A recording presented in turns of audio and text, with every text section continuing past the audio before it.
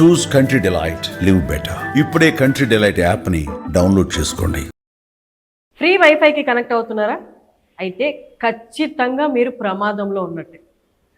Free వైఫైకి connect అయిన వెంటనే మీ user IDs, passwords సెకండ్స్లో షేర్ అయిపోతాయి. ఎక్కడైనా ఫ్రీ వైఫై కనిపిస్తే వెంటనే కనెక్ట్ అవ్వడానికి ట్రై చేయొద్దు. ఎలా షేర్ అవుతాయో ప్రాక్టికల్గా ఇప్పుడు మీకు నేను చూపిస్తాను. విశ్వనాథ్ గారు ఉన్నారు, ఎథికల్ హ్యాకర్ మనతో. నమస్తే అండి. ఫ్రీ వైఫై కనిపించిన వెంటనే మనం ఆతృతతో నొక్కేస్తాం అనమాట. మనకి ఉన్న ఇప్పుడు ఫోన్ యూసేజ్ ఎంత ర్యాపిడ్గా ఉందో తెలుసు. ఒక్కసారి ఫ్రీ వైఫై కనెక్ట్ అయితే హ్యాకర్స్ మన డేటాను ఎలా తీసుకుంటున్నారో చూపిస్తారా? Okay. So first of all before going for demonstration part, so first ఒకటి ఏంటంటే మనకి ఫ్రీ వైఫై అనేది ఇప్పుడు చాలా బాగా అయిపోయింది. ఎందుకంటే ఇంటర్నెట్కి బాగా మనం అడిక్ట్ అయిపోయాం కదా. సో ఎక్కడైనా మనకి ఫ్రీ వైఫై దొరుకుతుంది మన చుట్టుపక్కల కావచ్చు, లేదంటే airports, railway stations, bus stations, ఇంకా చెప్పాలంటే మాల్స్, మెయిన్గా మాల్స్లో కూడా సో ఫ్రీగా దొరుకుతుంది అంటే మనం కొంచెం greedy first thing, right? So ఏదైనా కూడా. సో ఫస్ట్ ఎప్పుడైనా సరే మీరు ఎప్పుడైనా ఫ్రీ వైఫైకి కనెక్ట్ అయితే కాఫీ షాప్స్కి వెళ్ళినా లేకపోతే ఇంకెక్కడికైనా వెళ్ళినప్పుడు మీకు ఒక పోర్టల్ ఓపెన్ అవుతుంది. నార్మల్గా ఎలాంటి పోర్టల్ అంటే 1 hour ఫ్రీ వైఫై ఉంటుంది. మీరు ఫోన్ నెంబర్ ఇచ్చి ఓటీపీ ఎంటర్ చేస్తే you will get 1 hour free wifi అని చెప్తాం. ఆ 1 hour ఫ్రీ వైఫై అయిపోగానే మనం ఏం చేస్తాం, ఇంకో సెకండరీ సిమ్ ఉంటుంది, మళ్ళీ కనెక్ట్ చేసుకుంటాం. This is what. ఒక మొబైల్లో టూ సిమ్స్ ఉంటాయి కదా, ఒక సిమ్కి 1 hour వస్తుంది. సో ఇలా అంటే మనం ఫ్రీకి బాగా అలవాటు పడిపోయాం కదా. సో దీన్ని హ్యాకర్స్ ఏం చేస్తున్నారు అంటే, సైబర్ క్రిమినల్స్ ఏం చేస్తున్నారు అంటే ఒక ఫేక్ వైఫైని క్రియేట్ చేస్తారు. ఫేక్ వైఫై క్రియేట్ చేసినప్పుడు దానికి పాస్వర్డ్ ఏమి ఉండదు. అంటే ఇది మాల్స్ లో వాళ్ళు చేయరు, మాల్స్ లోనే ఇంకొకళ్ళు చేస్తారు. ఇప్పుడు ఫర్ ఎగ్జాంపుల్ మాల్స్ లో చాలా మంది ఉంటారు, అందులో నుంచి ఫ్రీ వైఫై ఎవరైనా ఎమిట్ చేయొచ్చు, పాసిబిలిటీ, రైట్? ఆ చుట్టుపక్కల ఉన్న వాళ్ళకి ఫ్రీ వైఫై చూపిస్తుంది, పాస్వర్డ్ ఉండదు కాబట్టి వాట్ విల్ క్లిక్ మనం క్లిక్ చేస్తాం. క్లిక్ చేయగానే మనకు కూడా ఒక పోర్టల్ ఓపెన్ అవుతుంది సేమ్. అంటే వాళ్ళు కూడా అలాంటి టైప్ ఆఫ్ డిజైన్ పోర్టలే ఓపెన్ చేస్తారనమాట. ఒక అథెంటికేషన్ కంపల్సరీ కావాలి కదా. సో పాస్వర్డ్ లేదు కాబట్టి అథెంటికేషన్ అడుగుతుంది. సో అలాంటి టైప్ ఆఫ్ అథెంటికేషన్ అడిగినప్పుడు చాలా మంది ఏంటంటే వైఫై వస్తుంది ఫ్రీగా అని చెప్పేసి ఆ జీమెయిల్ యూజర్ నేమ్ పాస్వర్డ్స్ కానీ లేదంటే ఫోన్ నెంబర్లో ఉన్న ఓటీపీస్ కానీ ఇలాంటివి ఎంటర్ చేస్తారు. ఎంటర్ చేసినప్పుడు వెంటనే హ్యాకర్ క్యాప్చర్ చేసే ఛాన్సెస్ చాలా ఉన్నాయి. సో ఈ పర్టికులర్ దాన్ని ఏమంటాము అంటే ఫేక్ యాక్సెస్ పాయింట్స్ అంటాం. ఈ ఫేక్ యాక్సెస్ పాయింట్స్ అంటాము. దీన్ని యూజ్ చేసుకొని ఈవిల్ ట్విన్ పోర్టల్ అని చెప్పి క్రియేట్ చేస్తారు. Evil twin, okay. సో అది ఏ పోర్టల్ అయినా మనం క్రియేట్ చేసుకోవచ్చు. జీమెయిల్ చేసుకోవచ్చు, ఫేస్బుక్ చేసుకోవచ్చు, మన డిజైనింగ్ అనమాట. ఇంకా మనం జీమెయిల్ ఐడి పాస్వర్డ్ ఇచ్చేసాం కదా. జీమెయిల్ ఐడి పాస్వర్డ్ ఇచ్చారంటే ఏమవుతుంది, ఫేస్బుక్ యాక్సెస్ చేయొచ్చు, Gmail, Google photos, Google drive, everything వచ్చేస్తుంది, రైట్? అండ్ ఈవెన్ ఫోన్ కూడా కంట్రోల్లోకి వచ్చే ఛాన్సెస్ ఉంటాయి. ఎందుకంటే గూగుల్కి సింక్ అయి ఉంటుంది కదా, ఐ కెన్ ఇన్స్టాల్ అప్లికేషన్స్, ఇలాంటివన్నీ కూడా. సో అందులో నుంచి ఫోటోగ్రాఫ్స్ తీయొచ్చు, పాసిబిలిటీస్ ఉన్నాయి, ఇలా చాలా ఉంటాయి. సో ఇప్పుడు నేను ఒక చిన్న డెమాన్స్ట్రేషన్ చూపిస్తాను, మీ దాంట్లోనే చేద్దాం, ప్రాబ్లం లేదు. ఈవెన్ ఓటీపీస్ కూడా కొన్నిటికి మనకి మెయిల్స్కి వెళ్తాయి, phone number or mails option ఉంటుంది. మనం ఏదైనా ట్రాన్సాక్షన్ చేసినప్పుడు ఓటీపీ మెయిల్కి వెళ్ళినప్పుడు మెయిల్ ఐడి పాస్వర్డ్ వాళ్ళ దగ్గర ఉంది కాబట్టి ఈజీ యాక్సెస్, చాలా ఈజీ. సో అందుకే మేము ఛాన్సార్లు చెప్పేది ఏంటంటే సెకండ్ స్టెప్ అథెంటికేషన్ అనేది ఎనేబుల్ చేసుకోవాలని చెప్తాం. సెకండ్ స్టెప్ అథెంటికేషన్ అంటే ఏంటంటే హ్యాకర్కి పాస్వర్డ్ దొరికినా యూ కెనాట్ లాగిన్, ఎందుకంటే ఓటీపీ వస్తుంది మీకు. దానివల్ల మీరు సెక్యూర్ చేసుకోవచ్చు. ఓకే, నా పాస్వర్డ్ ఎవరికైతే తెలిసింది, ఓటీపీ వచ్చిందంటే ఎవరు ఎంటర్ చేస్తారు, వెంటనే పాస్వర్డ్ చేంజ్ చేసుకోవచ్చు. సో ఇలాంటి కొన్ని టిప్స్ ఫాలో అయితే సరిపోతుంది. కానీ ఫస్ట్ థింగ్ ఏంటంటే గ్రీడీ ఉండకూడదు. ఫస్ట్ థింగ్, ఫ్రీగా ఏదైనా వస్తుంది అంటే నమ్మకూడదు, ఫస్ట్ థింగ్. సో అందుకని అంటే ఇప్పుడు ఎమర్జెన్సీ ఉన్నప్పుడు ఎవరైనా వైఫై వాడతారు, మాల్కి వెళ్ళినప్పుడు ఎమర్జెన్సీకి ఏదో ఒకటి కావాలి, అలాంటప్పుడు ఇది మాల్ ఆథెంటికేటెడ్ వైఫైయా లేకపోతే వీళ్ళ పక్కన హ్యాకర్స్ క్రియేట్ చేసిన వైఫై అనేది ఎలా తెలుసుకోవచ్చు? కొంచెం కష్టం, చాలా కష్టం. సో ఎందుకంటే ఇప్పుడు మనకి వైఫై అంత ఎమర్జెన్సీ ఏం లేదు, ఎందుకంటే మనకు ఫుల్ డేటా వస్తుంది. 5G is a free right now which is having. So పక్కనోడి వైఫై ఎందుకు మనకి? మన వైఫై మన ఇంటర్నెట్ మనం యూజ్ చేసుకుంటే సరిపోతుంది, మన ఇంట్లో వైఫై మనం యూజ్ చేసుకుంటే సరిపోతుంది. అదొక్కటే మెయిన్ గుర్తుపెట్టుకోవాల్సింది. వేరే వాళ్ళ వైఫై తీసుకొని ఓకే మనం అది యూజ్ చేసుకుందాం అనుకుంటే మనకే నష్టం. లేదా ఇంకైనా ఎగ్జాక్ట్గా ఏమో మనం చెప్పలేము రీజన్స్, కానీ ఏదైనా నిజంగానే ఎమర్జెన్సీ వస్తే ఎవరైనా హాట్స్పాట్ అడిగి తీసుకోవచ్చు, అది సేఫ్ ఏమో? హాట్స్పాట్ అడిగి తీసుకోవచ్చు, అది కూడా ట్రస్టెడ్ వన్స్ దగ్గర నుంచి, ట్రస్టెడ్ తెలిసిన వాళ్ళ దగ్గర నుంచి అయితే ఓకే. కానీ అన్నోన్ పర్సన్స్ దగ్గర నుంచి కనుక మీరు హాట్స్పాట్ తీసుకుంటే, ఎగ్జాంపుల్ చెప్తున్నాను, ఫర్ ఎగ్జాంపుల్ ఒక పర్సన్ ఉన్నాడు, హాట్స్పాట్ మీరు అడిగారు, ఇచ్చాడు, ఓకే గుడ్. సో అతను ఏదైనా ఇల్లీగల్ యాక్టివిటీ చేశారనుకోండి, ఫర్ ఎగ్జాంపుల్ ఐపీ అడ్రస్ ఎవరికి వస్తుంది, మళ్ళీ మనం కూడా అట్లా ఇన్వాల్వ్ అయినట్టే కదా, ఆ నెట్వర్క్లో మనం కూడా ఉన్నట్టేగా, ఆ పాసిబిలిటీస్ కూడా ఉంటాయి. అందుకే మాక్సిమం ఏంటంటే అవాయిడ్ చేయడం బెటర్ ఆప్షన్. అన్నోన్ వైఫైస్ కానీ అన్నోన్ హాట్స్పాట్స్ కానీ. ఎందుకంటే రీసెంట్గా చూస్తున్న కేసెస్ ఎలాంటివి వస్తున్నాయి అంటే మేము లైక్ ఇప్పుడు ఫర్ ఎగ్జాంపుల్ నేను హాట్స్పాట్ ఎనేబుల్ చేశాను. ఓకే, సో మీరు నా ఫ్రెండ్, మీరు అడిగారు, నేను హాట్స్పాట్ ఇచ్చా ఫ్రెండ్ కదా అని చెప్పి. సో మీరు ఏం చేస్తారు, అది హాట్స్పాట్ తీసుకొని మీరు ఏం చేస్తున్నారో నాకు తెలియదు. మీరు మొబైల్ ఫోన్లో చూడొచ్చు, ల్యాప్టాప్లో యూజ్ చేసుకోవచ్చు నా వైఫైని. సో దాని ద్వారా మీరు ఏదైనా హ్యాక్ చేసినా, లేదంటే ఏదైనా ఫ్రాడ్ చేసినా, ఇంకెవరైనా హరాస్మెంట్ చేసినా, నెట్ ఇంటర్నెట్ ఐపీ అడ్రస్ మీది కాబట్టి నాకే వస్తుంది. ఎఫ్ఐఆర్ ఫైల్ అయితే ఎక్కడ వస్తుంది, ఐపీ అడ్రస్ తీస్తే నాది వస్తుంది.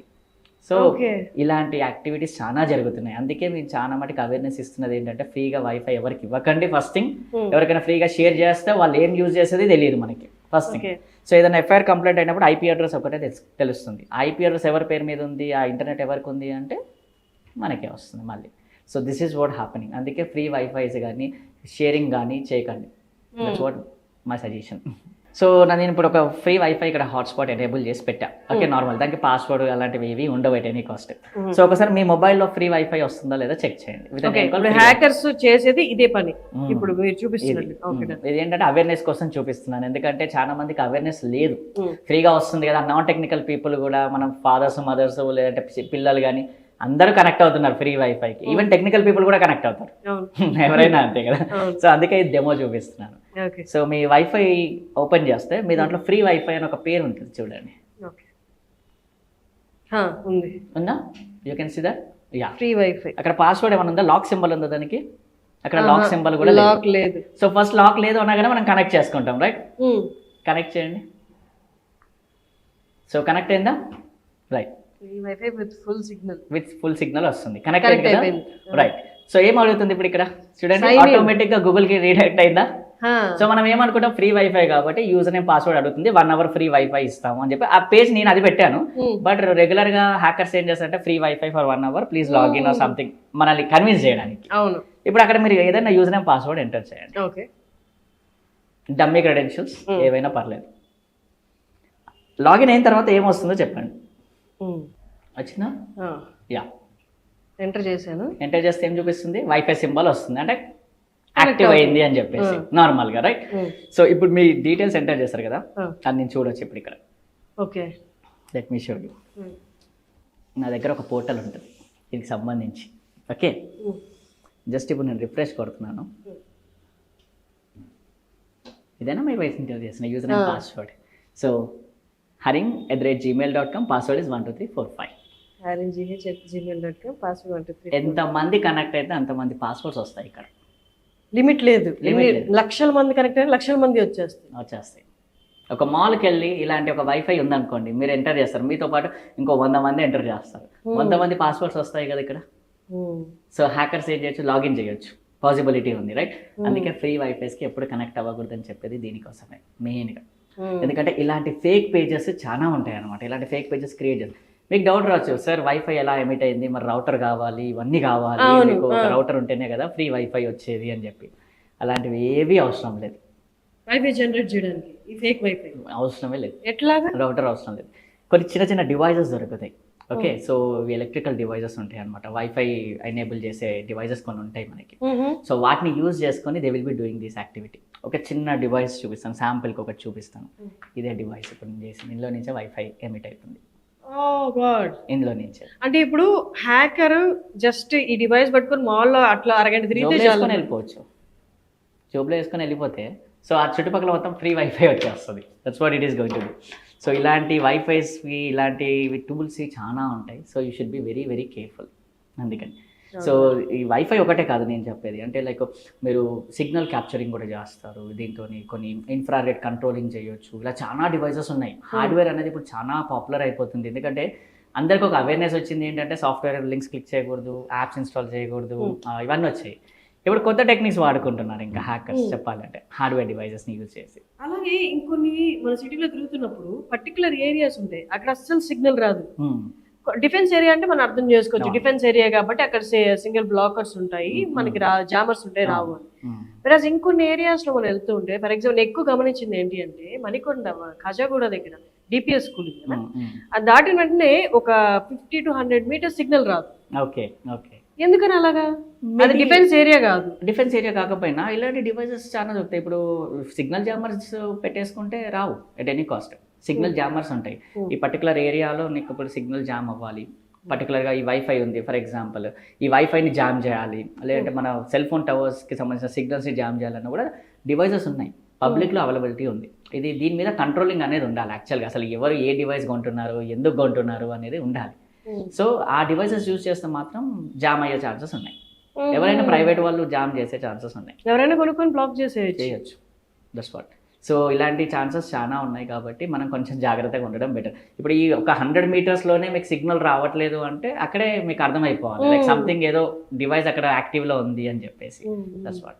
సో ఆ టైంలో మనం ఏం చేయడానికి జస్ట్ బ్లాక్ చేస్తారు అంతేగాని దాని నుంచి వాళ్ళు హ్యాక్ చేసేది ఏమి ఉండదు కదా. హ్యాక్ చేసేది ఏముంటుంది, సిగ్నల్ని బ్రేక్ చేస్తారు. సో ఇప్పుడు ఈ సిగ్నల్ బ్రేకర్స్ ఎక్కడ యూజ్ చేస్తారు, జామర్స్ ఎక్కడ యూజ్ చేస్తారు అంటే ఒక చిన్న ఎగ్జాంపుల్ చెప్తాను. సీసీటీవీ కెమెరాస్ ఉన్నాయి కదా మన దగ్గర, అవి ఎక్కడ కనెక్ట్ అవుతున్నాయి, వైఫైకే కనెక్ట్ అవుతున్నాయి ఇప్పుడున్న ప్రజెంట్ సిచ్యువేషన్లో, రైట్? సో సీసీటీవీ కెమెరాని జామ్ చేయాలి అంటే దాన్ని పని చేయకుండా చేయాలంటే ఏం చేస్తారు, సేమ్ థింగ్ సిగ్నల్ జామర్స్.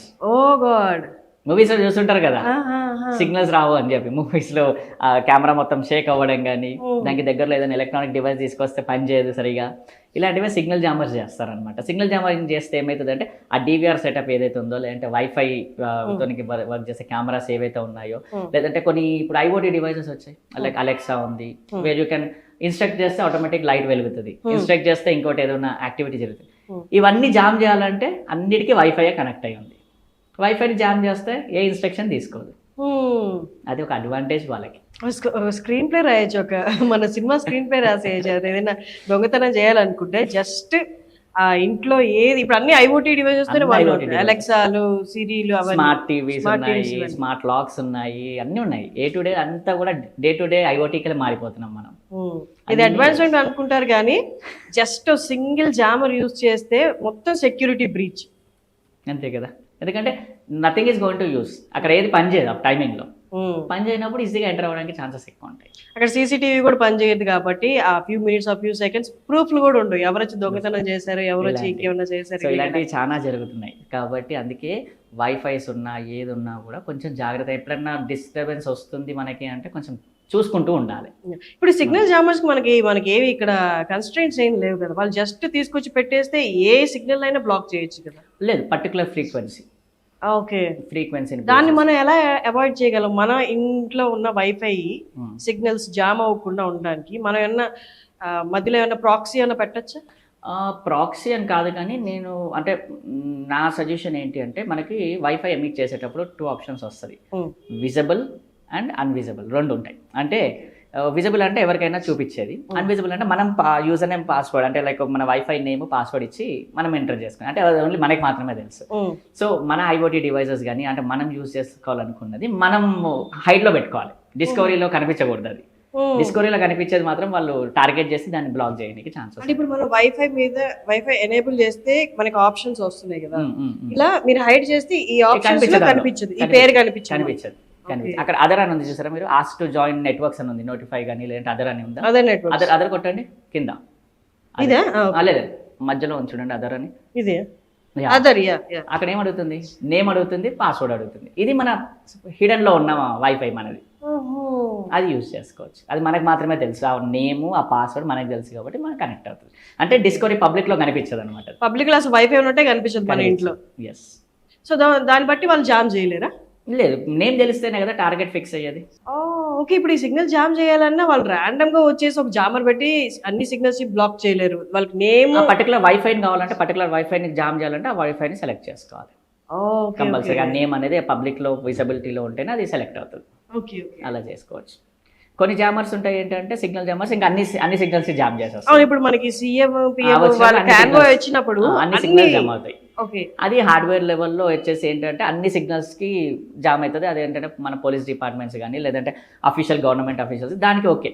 కానీ నేను చెప్పే సిగ్నల్ జామర్స్ ఏంటంటే చిన్న చిన్న ఐఓటీ డివైజెస్, చిన్న చిన్న మదర్ బోర్డ్స్ ఉంటాయి, సో వాటితో చేస్తారు. మనకి CM convoy PM convoy use చేసి అంతా హార్డ్వేర్ నార్మల్ పీపుల్ కి అవైలబిలిటీ ఉంటుంది. అది ఉంటుంది, ఈ చిన్నవే ఉంటాయి అనమాట. ఇలాంటివి కొన్ని సొంతంగా తయారు చేసుకుంటారు కొంతమంది ఐఓటీ డివైజెస్ ని. కొంతమంది మన కోటికి వెళ్తే చాలా దొరుకుతాయి, ఎలక్ట్రికల్ మార్కెట్ అంతా ఉంది అక్కడ, రైట్? సో అక్కడ నుంచి తీసుకొచ్చి వీళ్ళు సెట్ చేసుకొని చేసుకుంటారు కొంతమంది. థ్యాంక్ యూ అండి, థ్యాంక్ యూ సో మచ్.